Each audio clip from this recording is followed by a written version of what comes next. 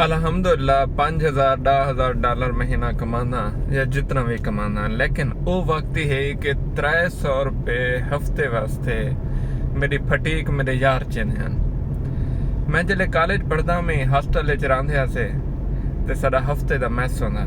Mess ही होंदा कि जेरे रूममेट हासे असा 4-5 लड़के हासे ते असा कट्ठे मैस रखी पिया से।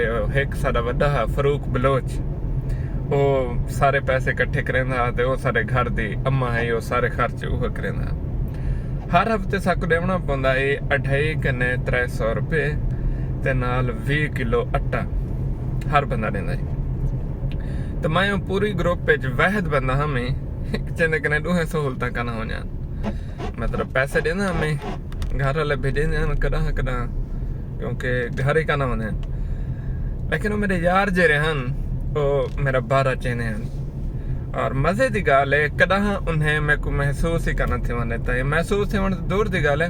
मैं उल्टा उन्हें हुक्म चलेंदा हमें अपनी मर्जी करेंदा हमें, या ई समझ गिनो वड्डा फिरा बन के या छोटा फिरा बन के लार प्यार करेंदा हमें। उन्हें जो एक मेरा अजीज दोस्त है उनका नाम है साजिद बलोच, हसरानी बलोच थी न। ये डेरा गाजी खान का एक इलाका है, दरखास्त जमाल खान उतो कने बिलोंग करेंदा।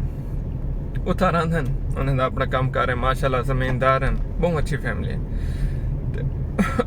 साड़ी नोयत ये है कि मैस का खर्चा छोड़ो, आटा छोड़ो, कंबल ही करना चाह गया मैं घरों। मेरा घर जरा दूर है ते मैं साजिद दे कंबल सुनना में होंगे इकट्ठे, और भला कट्ठे सुन जाते थे तंग थी क्योंकि कंबल छोटा ही भला हॉस्टल है जिमें छोरे की गुजरान होंगी है। तो मैं वाला को बोले छुरखे मंदे शंदे कड़े ना में कि मेरे को डिस्टर्ब ना करना देता कर, सुमाना देता कर, ये वो।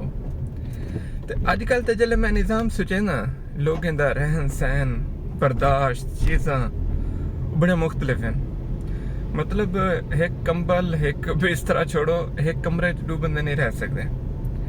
तो भला मैं वो वक्त को सोचे ना कि यार वो कितना मुखलिस दोस्त हैं मेरे कने कशे करना होंगे वो भलाई मैं उन्हें तो हुक्मरानी करेंदा में, और मेरा इतना मान रखे हैं कि मेरी हर गल जी करेंदा बिरामे वाली घर।